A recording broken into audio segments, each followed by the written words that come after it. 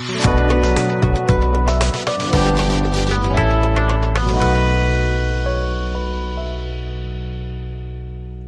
kemi një të ftuar shumë të dashur për publikun shqiptar, aktorin, komedianin dhe njeriun që na bën të sheshim gjithmonë. Por sot do na bëjnë dhe të mendojmë.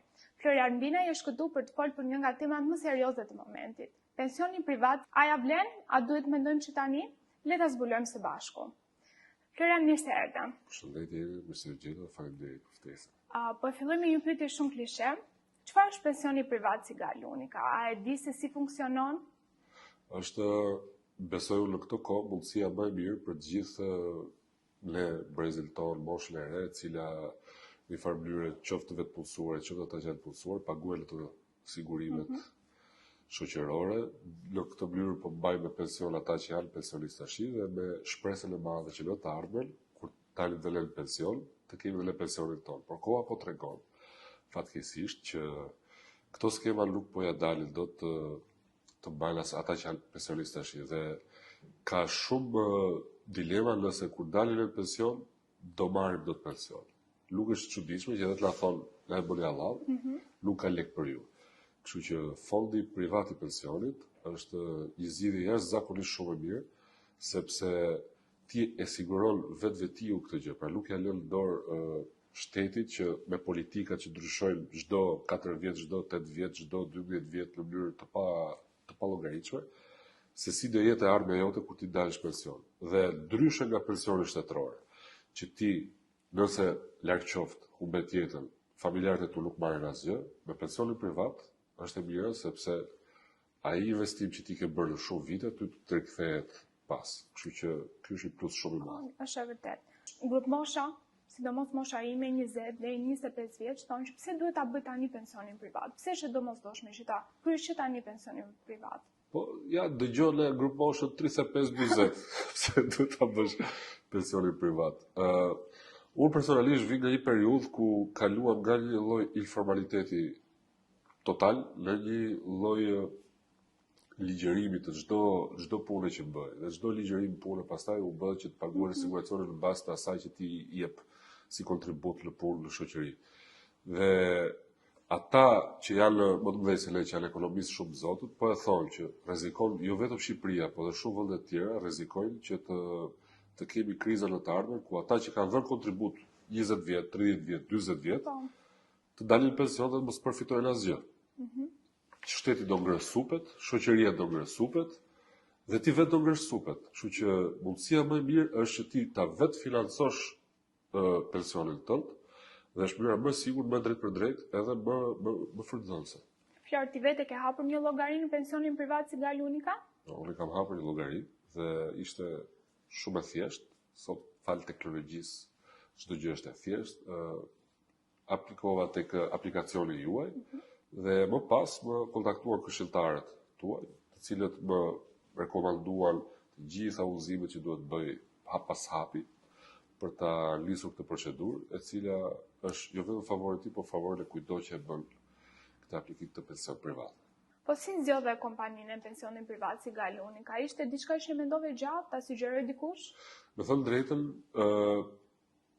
mes mish, duke folur, duke pyetur lart e poshtë, shumica e miqve të rrethit tim shoqëror këshilluan për si galin, dhe mbasi erdha dolëm dhe të njohur me miq të tjerë brenda si galit që na e bën edhe më të lehtë, edhe kjo ishte pak a shumë, kështu që normalisht me shoqëri, siç funksionon çdo gjë në Shqipëri. Por që gjetëm miq edhe jashtë edhe brenda. E vërtet, Fondi Sigal ka 19 vite në treg, bën pjesë tek Sigal Grupi, e cila ka 26 vite në treg. Dhe mund ta themi me plot gojë që jemi lider në tregun e pensioneve dhe sigurimeve. Po 26 vite si pak. Po si ndihesh, Flor, duke ditur që ke një pension Sigal? A mendon se do bësh një pensionist modern?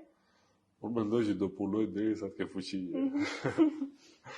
Dhe duke punuar sa të kem fuqi, normalisht do më mbulloj edhe më shumë për veten dhe për familjen.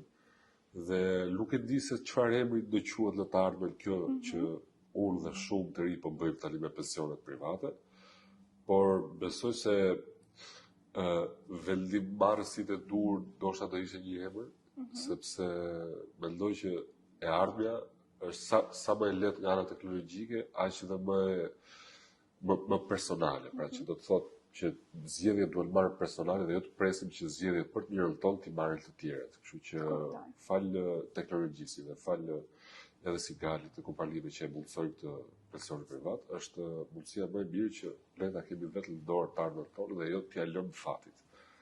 A ke investuar te familja dhe te prindrit e tu për pensionin privat?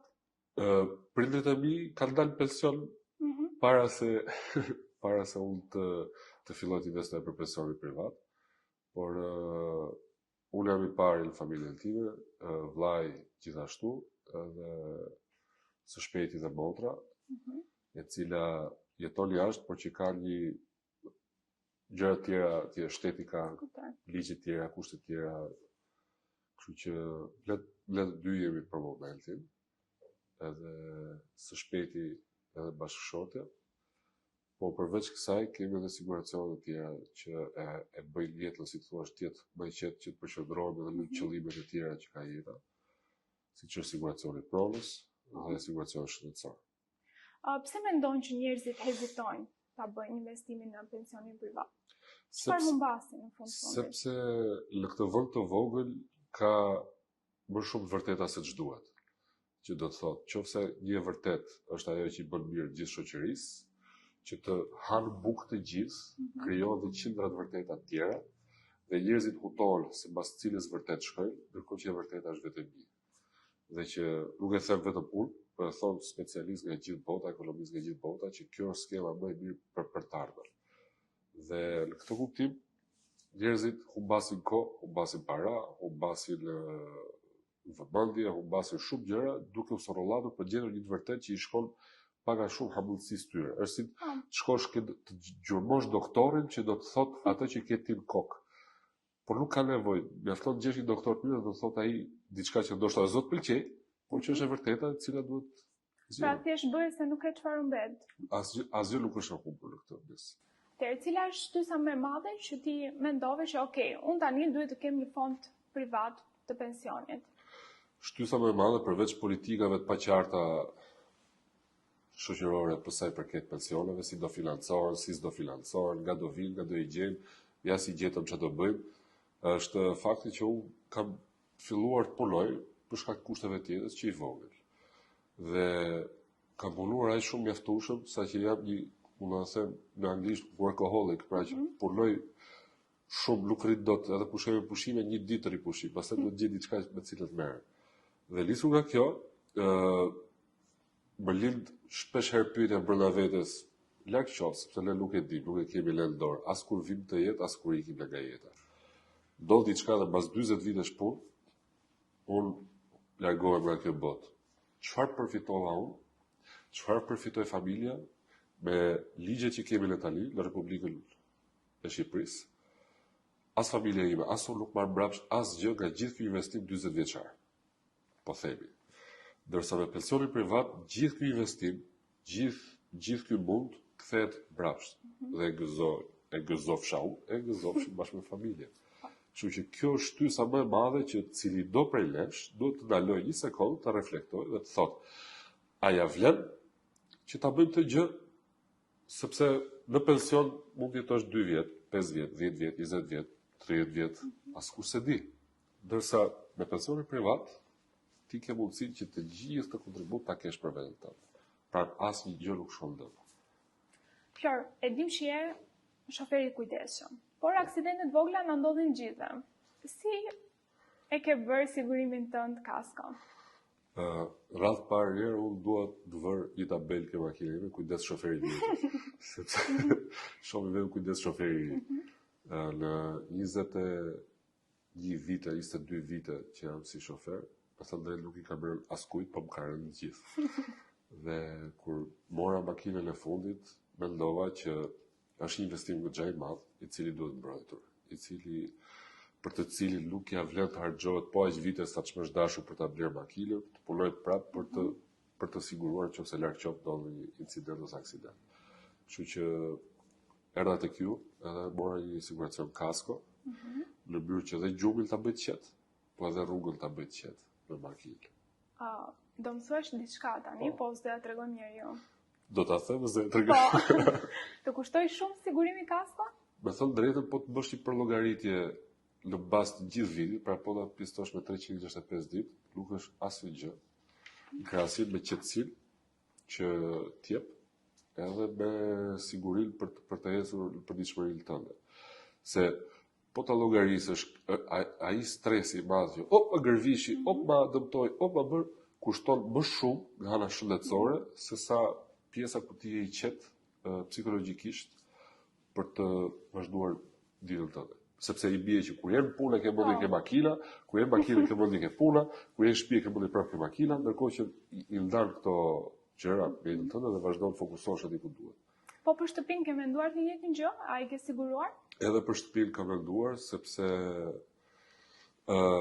edhe këtu dua t'i them të gjithëve që ta mendojnë këtë gjë, edhe pse mund të kenë apartament të vjetër, vitet nuk janë më të njëjta. Qofse janë dashur 20 vjet për të blerë një shtëpi, nuk janë më aq vjeç sa ishin kur filluan të investonin për të blerë një shtëpi. Fuqia bie, kështu që një mënyrë për ta mbrojtur atë pronën që ke është sigurimi i pronës së shtëpisë. Dhe me një sigurim të thjesht normal, i ftoj të gjithë ta bëjnë këtë lloj eksperimenti, ta përpjestojnë me aq ditë vitit sa ka. I bie pothuajse gjys kafe si kosto në ditë. Qofse shtëpia juaj merr flak, ju me gjys kafe keni mundësi ta mbuloni gjithë dërin. Qofse shtëpia ju përmbytet me gjys kafe, ju e riktheni. Qofse larg qoftë nga tërmeti dëmtohet, me gjys kafe ju prapë keni siç e kishit. Pra në këto kohë kaq stresuese është shumë e rëndësishme të gjesh mekanizma që ti të jesh i qetë, të jesh i fokusuar për të bërë punën që ke për të bërë. Pra është një garanci që nuk mbetesh në qiell të hapur nëse ndodh një rast fatkeqësie.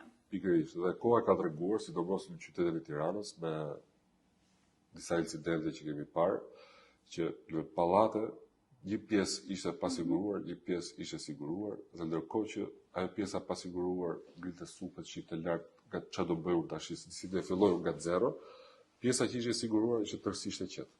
Flor, kemi folur për pensionin, folëm për makinën, folëm për gjitha. Po s'kemi folur për më të rëndësishmen, për shëndetin. Po. A i ke bërë sigurimin e shëndetit?